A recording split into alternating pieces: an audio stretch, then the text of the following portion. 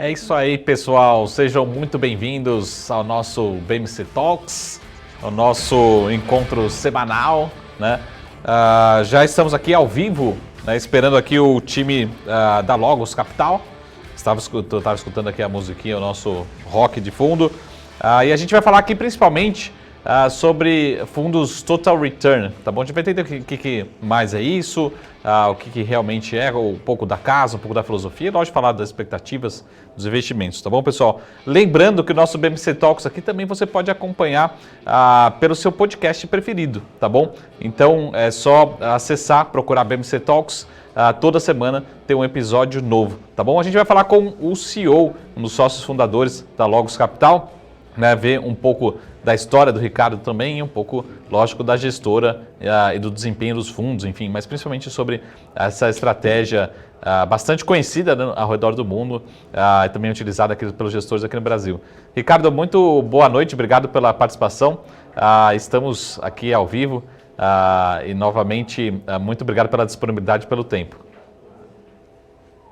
Imagine, obrigado. Nós que agradecemos aqui da Logos, da equipe, pela participação. É isso aí. Ô Ricardo, primeiro, sempre aqui no nosso BMC Talks, a gente sempre fala muito sobre a carreira, enfim, a construção de grandes empresários, empreendedores.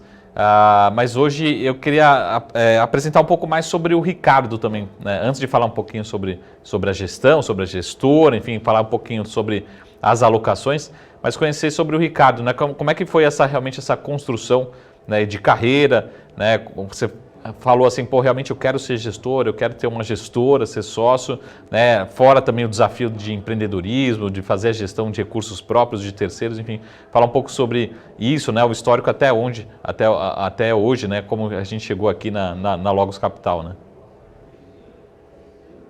Não, legal, vamos lá. Então, eu sou economista de formação, há mais de 20 anos, eu comecei no mercado, né, como estagiário, na verdade, lá no Dresdner Bank, um banco alemão, né, na mesa, na parte econômica. Depois eu acabei achando que fazia mais sentido eu continuar minha formação acadêmica e fiz um mestrado aqui na USP, né, e logo em seguida, depois de formado, eu continuei um pouco ali a carreira de macroeconomista na LCA Consultores, e logo em seguida, depois de 2 anos, eu fui convidado a formar a equipe de equities da Quest, né? Uma Legal. casa que na época era muito vinculada a macro, né?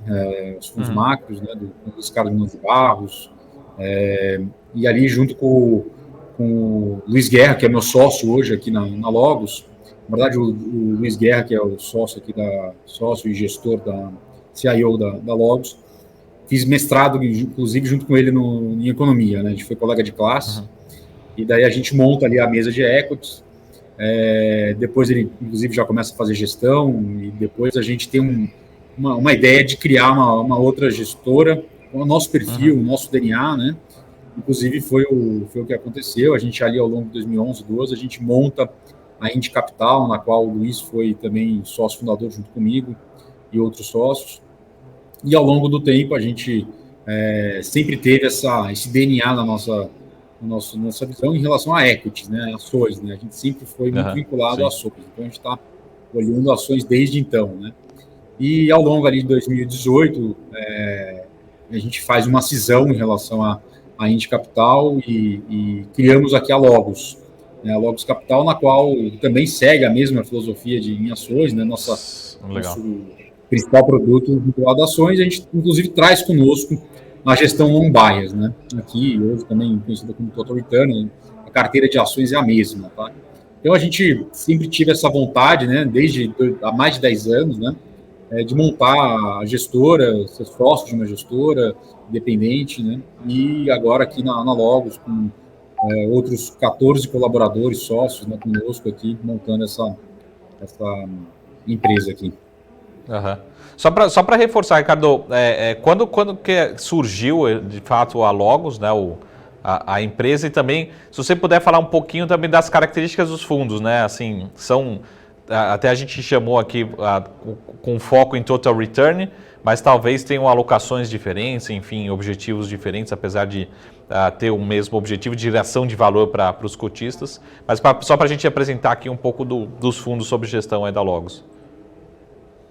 Legal. Então, assim, ali ao longo de 2018, a gente faz a cisão e traz conosco a estratégia long bias, total return, né, que a gente tem hoje aqui. Hoje a gente tem uma única estratégia de ações, né? É uma estratégia long bias, e dentro dela a gente tem uma subdivisão, né? Uma que apura ações, que é a própria long bias, e a outra que tem digamos, uma abordagem um pouco mais ampla, olhando todos os mercados com foco em ações, né? Então, a parte principal dela, ela permanece em ações, mas ela pode utilizar de juros, commodities, moedas, eventualmente, para ter uma parte direcional ou até mesmo um hedge dentro daquela carteira de ações que é o principal, né, da casa, né? A principal estratégia da casa. Então, desde 2018, 19, 20, 21 aqui, a gente continua seguindo essa estratégia, né? Então, a gente tem hoje na casa dois fundos, né? Duas estratégias muito similares em relação à parte de ações, só que uma é um pouco mais ampla. Então, hoje está falando de perto de 500 milhões de reais sob gestão, mais ou menos dividido meio a meio em cada subestratégia que eu mencionei, né, na Total Return e na Long Bias, que é somente ações. E eu acho que vale mencionar também um alinhamento nosso, né, meu e de diversos outros sócios, né, inclusive do próprio Luiz.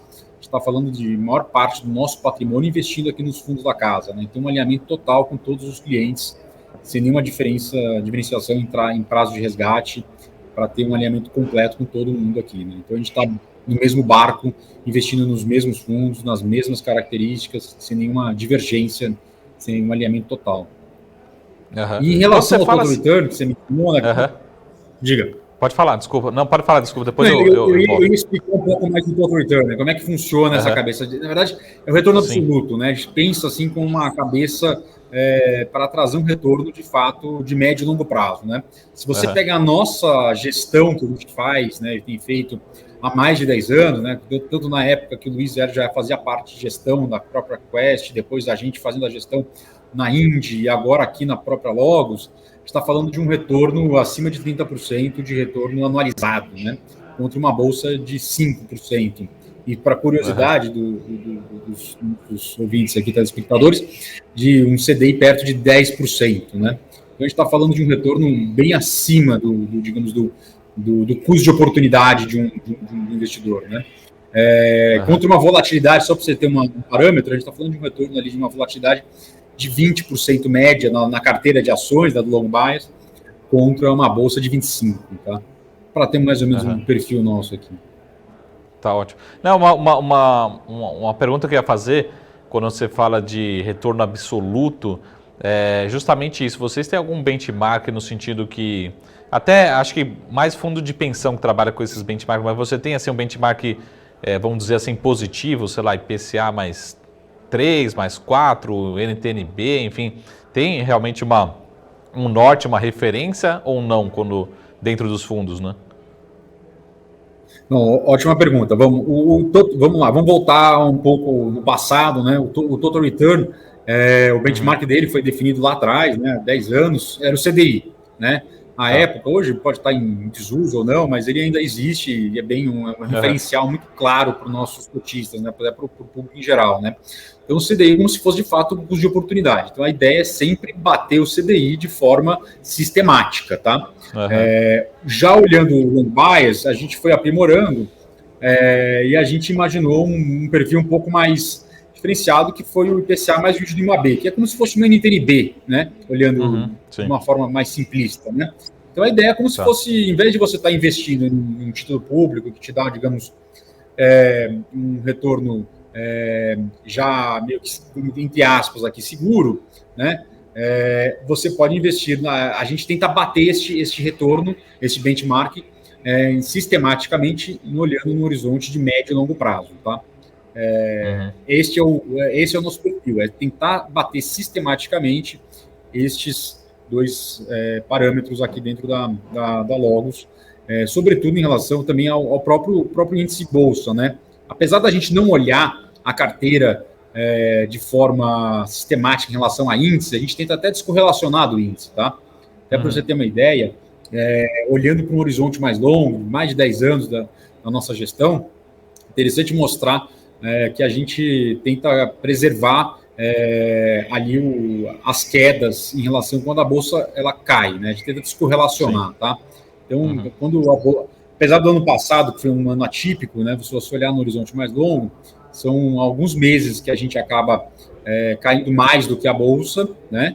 E vários meses a gente dá positivo contra uma bolsa negativa, né? Tentando descorrelacionar, tentando trazer uma geração de alfa para os investidores, né?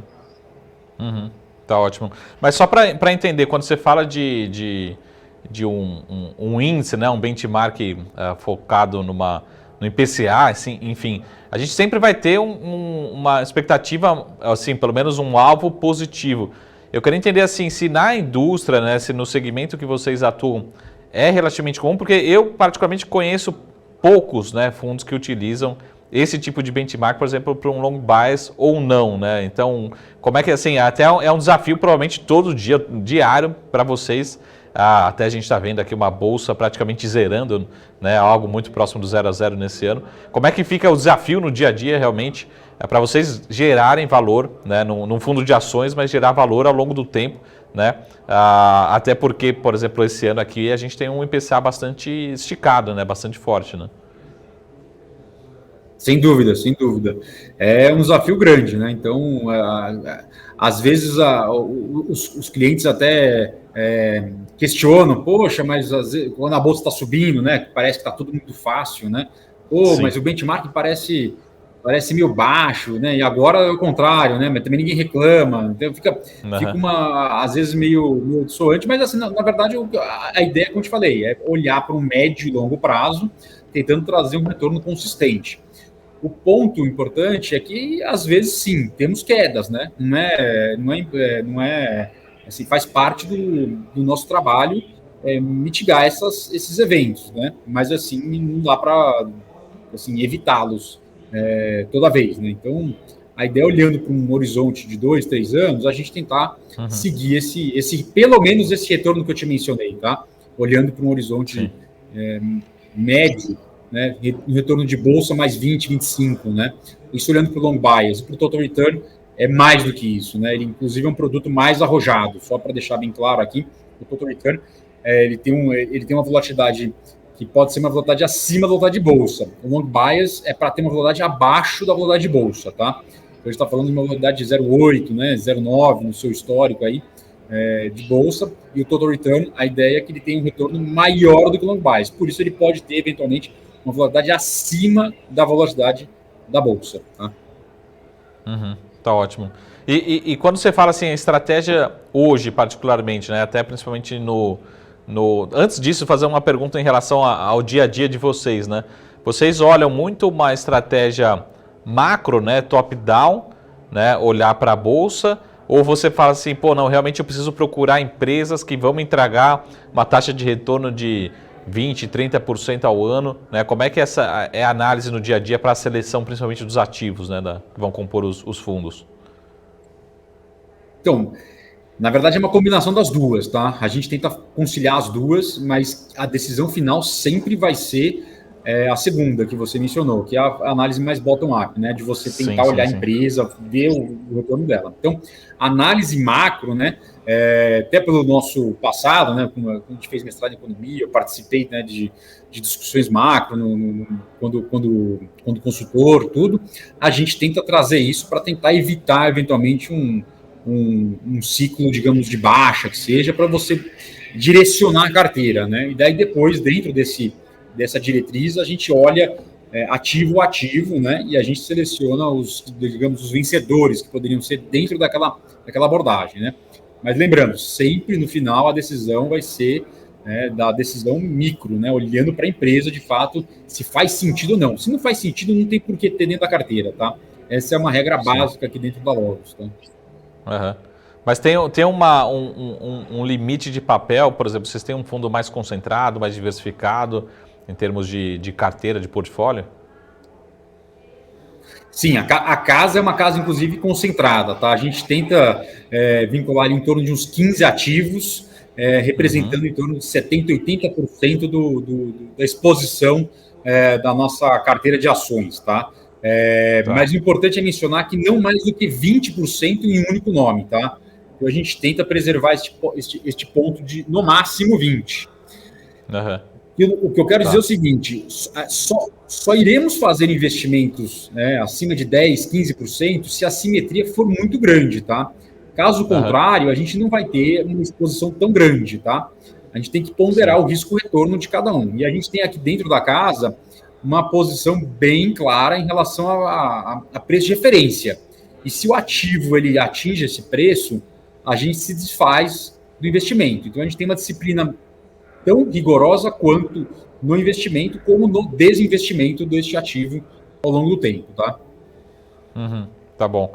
A gente já tem uma pergunta para deixar no ar, então, quais são talvez as preferências, os maiores pesos. Mas antes disso, de falar de papel, eu queria entender o seguinte, por exemplo, no long bias, né, provavelmente você tem que esperar um movimento mais otimista ou mais pessimista. Como é que vocês estão direcionados hoje? Vocês estão posicionados mais para uma bolsa em alta, mais para uma bolsa em baixa? Estão fazendo alguma mudança em termos de posicionamento? Como é que está esse viés aí dos fundos?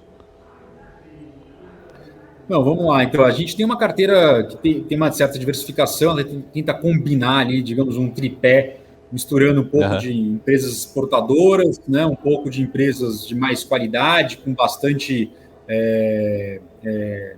tranquilidade em relação ao preço dela e aos seus múltiplos, né, ao seu DCF, né, que a gente tenta projetar aqui ao longo do tempo. Tá? E um outro tripé que a gente gosta bastante são as empresas de evento. Tá? São empresas que podem destravar um valor bem grande ao longo do médio e longo prazo, que a gente consiga monitorar e a gente vê uma simetria grande. Tá? Então, dentro desse tripé, a gente, assim, é difícil mensurar no dia a dia, mas assim, eu diria que em torno de 1/3 em cada uma delas, né? Às vezes vai para 40, 20 outro, né? Mas gira em torno ali de 1/3 cada tripé destes pontos, né? Agora, falando em ativos, você pegar as exportadoras, né? Assim, suas empresas, até quase o Brasil que não dá muito certo, né? As empresas que acabam se beneficiando com um câmbio mais depreciado, né? A gente teve ao longo deste ano, né, para vocês entenderem um pouco, algumas posições de empresas grandes exportadoras, sobretudo Vale, né? Nossa preferência sempre foi o Bradespar junto com o Vale ali, mas hoje até a gente tem evitado um pouco a questão da Vale, sobretudo pela questão do preço do minério. A gente está um pouco mais receoso com a desaceleração de consumo da atividade econômica na China. E o que já mostrou claramente, a gente está falando de minério que estava 220 até outro dia, agora indo para patamar de 160, né? Então isso aí, não que a Vale não gere muito caixa, ainda esteja relativamente barata, mas isso pode causar ainda um transtorno em relação à price action da Vale, tá? Então a gente tem preferido por outros ativos de commodities, tá? A gente tem, que no caso pode ser, entre elas, celulose, né? A gente tem empresas de grãos, né? No caso, SLC, Brasil Agro, dentro da carteira, tá? Essas daí são, digamos, a nossa preferência hoje em dia, tá? A outra parte digamos ali, de qualidade, tudo, por exemplo, a gente tem uma empresa, a empresa Ânima, né, de educação, que a gente tem, foi um grande vencedor aí no primeiro semestre, tem sofrido recentemente um pouco na performance, mas a gente ainda continua investido, tá? E na parte de eventos, eu acho que um destaque que foi bastante vencedor ao longo deste ano, que foi até um processo mais árduo no passado, foi a Eletrobras, tá? A gente teve uma posição que foi relativamente grande no começo do ano. A gente estava bastante convicto na capitalização dela, no processo de capitalização, que ainda não terminou, né? Tão logo este processo avançou, né? O ativo sai de R$30 a R$45, a gente diminui bastante, né, a nossa exposição. Ela até cedeu agora recentemente, tal, mas esse aí foi um dos cases, né, digamos, de sucesso ao longo deste ano, naquele quesito que eu te falei de eventos, né? O evento veio, está se materializando, e nós acreditamos que ela pode valer muito mais, caso seja de fato capitalizada e o controle seja passado para a iniciativa privada, a gente acha que esse ativo ainda pode valer bastante, tá? Uhum. Tá ótimo. Então, só Mas para você hoje, ter uma ideia, Uhum. nesses Pode nomes que falar. eu te mencionei, né, somando mais um ou outro ali, a gente está falando ali desses 15 nomes que eu te falei, perto de 80%, 70%, 80% da exposição da carteira, tá? Uhum. Tá. Mas o caso, por exemplo, vamos pegar o caso aqui de Vale, né? Só para exemplificar. Hoje você não tem Vale, você está vendido em Vale. Como é que é esse movimento? Não, a gente tem evitado. A Vale a gente saiu, né? A gente Uhum. estamos fora, né? Mas assim, a Vale ela é barata, tá? Só para você ter uma Sim, sim. ideia, com esse minério hoje a $160, arredondando, né? Vamos fazer uma conta rápida aí para os nossos Uhum. ouvintes. A $160, a Vale deve entregar hoje na China, né? Só para você ter uma ideia, sei lá, perto de 50. O frete está bem caro hoje, né, em torno de $30. Ela faz um custo de produção em torno de mais 20, $30. Vamos dizer que ela entregue na China em torno de $60. Está fazendo $100 por tonelada produzida entregue na China. A produção dela é pouco mais de $300 milhões, né? Então ela está falando de um EBITDA só, né, na parte de minérios de ferro, né, em torno de 30 bi de dólares neste patamar hoje, tá? A Uhum. curva futura ainda está para baixo, né? Olhando para um horizonte de um ano, dois, ela converge para perto de $100, né? Ou seja, teria um valor um pouco menor, mas a gente está falando hoje do valor da empresa hoje perto de 100 bi de dólares, ou seja, ela está Uhum. em torno de 3 vezes, né, o valor dela, né, o múltiplo, né, de 3 vezes, que é relativamente barato para uma empresa cíclica. Mas assim, o mercado sabe que isso aí a gente está perto do topo do ciclo. A gente não sabe se a Sim. gente está chegando perto ou se a gente está saindo perto do topo, que pode ser para a gente mais perto do final do ciclo, né? Como eu te falei, a gente tem uma preocupação grande agora com a desaceleração das atividades na China, né? Até para a China, geralmente ela muda um pouco a dinâmica de investimento, né? A gente acha que agora ela vai priorizar mais o consumo à infraestrutura. Então, isso pode trazer uma dinâmica um pouco mais perversa em relação a commodities metálicas, né? E depois, na Uhum. segunda derivada, olhando até para aço, né? Isso aí provavelmente pode trazer uma certa preocupação para preço de aço. Se o minério vai caindo, o aço vai caindo e assim por diante, né? Uhum. Então, a gente está falando ali Sim, sim. de um cenário que ainda é muito vencedor olhando para os próximos 6 meses, porque o preço ainda vai estar muito alto.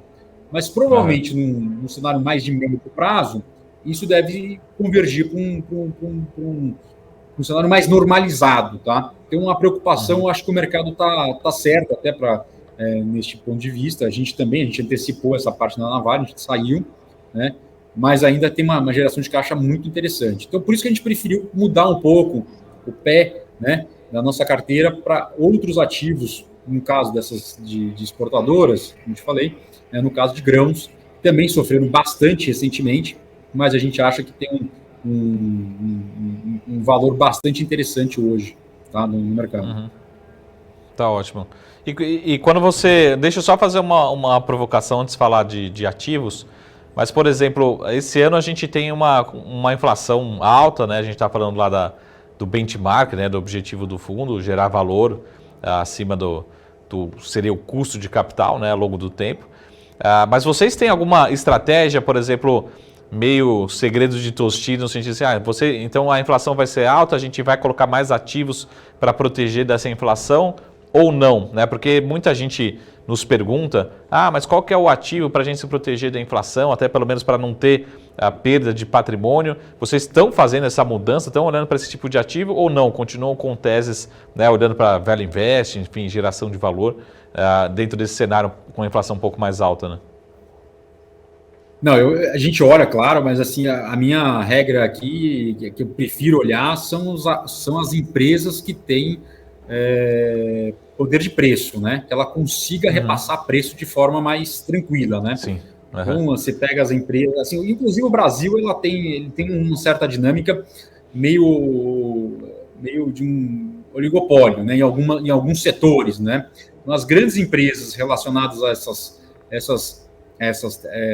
esses setores geralmente sobressaem, né? Olhando pela crise agora, né, eu acho que as empresas que sobreviverão ao longo dos próximos trimestres vão se mostrar cada vez mais fortes para os próximos anos, né? Porque vão sair as mais fracas e até as novas entrantes, elas vão prevalecer. Então, tenta observar, né, aquelas empresas que consigam ter um repasse de preço mais fácil, tá? É lógico que no momento de crise é difícil você repassar preço para o consumidor, né? Sobretudo aqueles ativos, né, que a empresa vende, que são mais supérfluos, né? Esses daí acabam sofrendo mais, né? Agora, os de básico, se você tem muita concorrência, a margem das empresas acaba sendo corroído, né? E, inclusive, se o custo de produção aumenta, que foi o que aconteceu, né? Agora, nesse passado recente, né, pós-crise, a gente teve um custo, sobretudo na questão de commodities, que pressionou muito a margem das empresas, né? Então, isso acabou gerando até uma preocupação em algumas delas. Você pega algum caso de algumas empresas, vou dar um caso aqui da Rondão, né, de implementos agrícolas, né? O custo dela de produção é muito alto em relação a aço, né? E o aço teve um aumento brutal. Ela tem mantido essa dinâmica de repasse de preço, mas está com uma certa dificuldade. O problema, né, entre aspas, que foi até bom, é que ela está conseguindo vender e vender muito, inclusive exportando, né?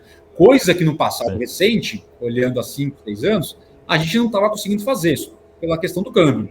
Isso acaba beneficiando certos setores que, apesar do custo ter sido comprometido, eles estão conseguindo repassar preço, né, e mantendo uma expansão e preenchendo aquela ociosidade que tinha, né, indo para uma capacidade de utilização bem alta da indústria, né? Então, mostra uma nova dinâmica de produção do Brasil, né? A gente estava muito vinculado à parte de serviços, né? Sofremos bastante, alguns deles agora na crise. A parte industrial, que estava, digamos, atrofiada nos últimos 4, 5 anos, acabou preenchendo um pouco esse vácuo ali, né? Sim, perfeito. Ricardo, uma pergunta aqui, particularmente hoje, né, saíram um resultado de algumas empresas, inclusive da Via Varejo, e as ações não reagiram bem, mas eu queria entender a opinião de vocês em relação, particularmente ao setor de varejo. Na verdade, o setor de varejo, outras empresas ligadas a consumo local, até mesmo shopping centers, enfim, temos vários cases, né? Entender como é que está a visão de vocês, porque são empresas que já estiveram um patamar muito maior, até mesmo no ano de 2020, né? Depois ali da pandemia, e depois começou a ter uma atração negativa, enfim, uma sucessão de quedas ou sem grandes oscilações. Até hoje a Via Varejo entregando resultado com forte queda. Como é que vocês estão vendo esse setor mais ligado a consumo local? Né? Vocês têm posição, estão começando a olhar, estão aumentando posição, né? Olhando um pouco para o cenário macro também local, né? Não, ótima pergunta. Vamos dar um passo atrás, né? Assim, ao longo da pandemia, né? Muito a forma de consumo acabou mudando, né? Então, aquele consumo físico, né? Que a pessoa ia à loja acabou sendo restrito e o e-commerce acabou ganhando espaço, né? A gente estima aqui alguma coisa em torno de 2, 3 anos antecipados, né, nessa crise, né? Então, o que a gente ia consumir em relação a e-commerce daqui a 4 anos, hoje já estamos consumindo nessa intensidade. Neste aspecto, a gente fez, na verdade, investimentos ao longo do ano passado em algumas empresas do e-commerce, né? Entre elas a Submarino, né, a Betol, né? Hoje a Americanas, né? Sim. Magazine Luiza também, Via Varejo, mas assim, olhando nesse aspecto, ao longo do ano passado elas tiveram uma performance muito interessante. E o que a gente acabou fazendo ao longo do segundo semestre do ano passado foi uma mudança de carteira para um outro ativo que também captura essa parte do varejo, que é a Sequoia, que é de logística. O que a gente imaginou aqui foi o seguinte: que a competição entre a parte do e-commerce ela ia se dar depois, né? Assim, no começo todo mundo começou a vender e agora, né, até hoje eu estava escutando o call da Via Varejo, eu não lembro exatamente as datas, mas se eu olhar, acho que em 2019 para agora, a Via Varejo sai em torno de 10 mil para 70 mil vendedores. Assim, ela realmente entrou num outro patamar, né? E a mesma coisa serve para Magazine Luiza, Mercado Livre e todas as outras desse tipo, tá? Só que a parte de logística, que eu acho que é uma parte mais deficitária nesse aspecto. Não que elas não façam uma logística bem feita, faz sim. Mas o que está fazendo dificuldade é você entrar nesse Brasil afora, né? Que é onde, inclusive, a própria Sequoia, que é um dos cases que a gente entrou aqui no IPO desde então, e seguimos com ela, né? Ela pode entrar neste segmento de uma forma bem interessante, sem uma competição tão ferrenha, tá? Que eu quero dizer, né? A parte do e-commerce ela acaba sendo muito predatória, pode ser muito predatória neste horizonte mais de médio prazo agora, e eu acho que a parte logística vai ser um pouco mais tranquila e com um crescimento muito grande, né? Mesmo porque agora a gente vai ter provavelmente a privatização dos Correios. A gente não sabe ainda como é que vai ser o desfecho final, né? Há 4 anos, né, 3, 4 anos, quando começou essa história da eventual privatização dos Correios, existia muita demanda pelas empresas de e-commerce, né? Até se você voltar à época, o Mercado Livre até se mostrou interessado em comprar os Correios, né, para fazer a logística de entrega. Hoje, ele já partiu para a entrega própria, né? Boa parte da entrega no Mercado Livre, de Magazine Luiza, Via Varejo, eles já se anteciparam a isso, né? Eles não ficaram esperando essa privatização, porque o Correio ele tem uma certa ineficiência. Apesar de abranger o Brasil inteiro, ele demora, em média, 5, 6, 7 dias, talvez, a depender da região, para entregar um bem que você comprou. Então, eu acho que hoje, essas empresas talvez tenham perdido a vontade de entrar na compra dos Correios. Vamos ver como é que vai ser. A gente ainda tá cedo para dizer, mas eu acho que a gente pode ter um desfecho que talvez não seja tão agressivo na questão da privatização dos Correios. Tá? Tá ótimo. Ricardo, só para a gente voltar um pouquinho no top-down, como é que você tem visto esse patamar de Ibovespa? Até julho foi um mês bastante forte de queda, né, no Ibovespa. A gente está um mês de agosto muito volátil, olhando até para internamente mais do que externamente. Olhando para uma alocação de total return, de geração de valor no longo prazo, Ibovespa 120 mil pontos, aqui é a manchete de amanhã, né? Ibovespa 120 mil pontos.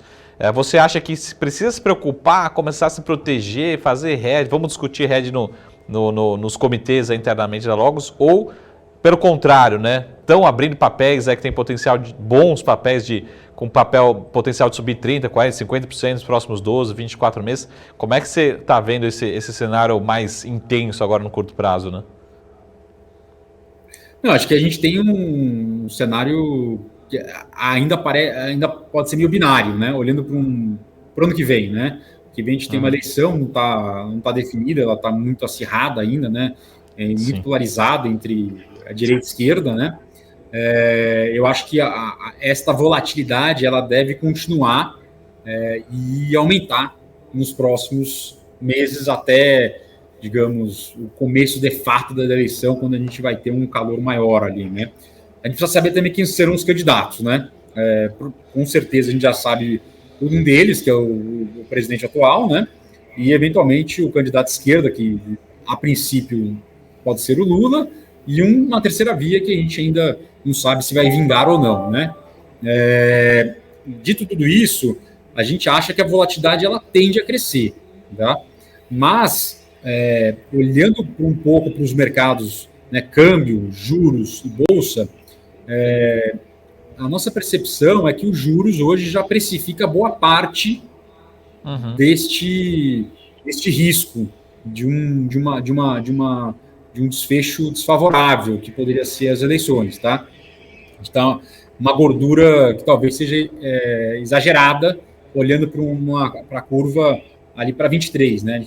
Assim, em 2023 a gente já está no meio de 23 olhando com juros para uma Selic perto de 10%, né? Em torno de 10%.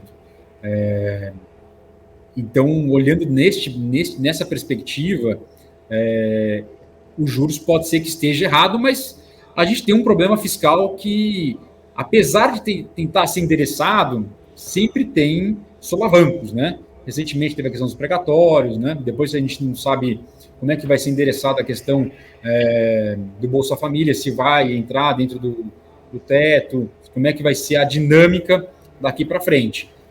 A princípio, o governo está tentando manter dentro do script, né? Só que isso acaba gerando ruído caso isso não aconteça, né? Se isso não acontecer, acho que o mercado, uma parte já precificou, mas ainda pode estressar, né? Você ainda pode ter alguns stops, né, de algumas casas que pode gerar uma certa volatilidade adicional olhando aí até o final do ano, tá? Então, neste aspecto, a gente tem que ter um pouco mais de cautela. Mas olhando saindo um pouco do Brasil, que eu acho que é bem importante nesse aspecto, é ver como é que vai ser a dinâmica lá fora, sobretudo na questão norte-americana, né? Como é que vai se dar o aumento da taxa de juros, né? A restrição monetária lá nos próximos trimestres, né? A gente está falando de uma curva de juros americana ainda relativamente muito baixa aos padrões normalizados, tá? A inflação, ela continua em patamares elevados, mas tudo indica que ela ainda é transitória, né? A dinâmica, né, da inflação, né, ela se deu muito no começo em relação a commodities, que a gente estava mencionando, agora ela está transferindo um pouco para serviços, né? A reabertura econômica, olhando para os Estados Unidos, a parte de serviços está começando a reacelerar, né? E a de commodities ligeiramente arrefecendo, tá? Então, isso aí a gente precisa visualizar nos próximos trimestres como é que vai ser essa dinâmica. Se a curva de juros norte-americana, né, começar a inclinar, né, ter uma trajetória mais altista, né, só recapitulando, há 2, 3 meses a gente estava perto de 2%, né, a gente voltou para perto de 1% agora e recuperando acima de 1,30%. Assim, são números relativamente próximos, olhando assim de longe, mas na verdade faz muita diferença para o mercado como um todo, tá? É um balizador muito importante a curva de juros norte-americana, tá? Então, neste aspecto, eu acho que vale ficar com o olho aqui no fiscal, no político brasileiro, mas a gente não pode perder de vista a economia mundial, sobretudo na norte-americana, tá? Tá ótimo. Ricardo, eu estou acompanhando aqui, depois a gente vai deixar as informações também, mas aqui os dados do site, né, logoscapital.com.br, para quem quiser todas as informações, né, sobre rentabilidade, histórico, lâminas, enfim, como acessar também os fundos, time de relações com investidores, né, o contato aí. Mas a minha pergunta é só para fazer uma última provocação em relação aos resultados aqui, né, recente dos fundos. Tem vindo muito bem, né, na performance, mas a pergunta é duas em uma. Aonde vocês, nesses últimos 12 meses, 24 meses, aonde vocês acertaram mesmo, fazendo caramba, a gente realmente acertou, e onde que vocês mais erraram, no sentido, acho que, vou dar um exemplo aqui, não é necessariamente de erro, mas em 2020 muita gente que passa por aqui, dá seu depoimento, fala assim, pô, a gente demorou um pouco para reconhecer o tamanho da crise, enfim, mas qual foi o grande acerto, né? Também muita gente demorou para entender que a gente ia ter uma recuperação ali da Bolsa de março, abril para diante. Mas onde é que o acerto está simplesmente, na verdade, simplesmente parece fácil, né? Mas principalmente na disciplina, né? na metodologia, né? Não, ótima pergunta. Vou começar com o erro, tá? O nosso erro, de fato, foi foi menosprezar a intensidade da pandemia, da crise que poderia ser, né? Dito tudo isso, no caso do Total Return, que é um fundo mais arrojado, a gente não ter tirado pelo menos a alavancagem dele, né?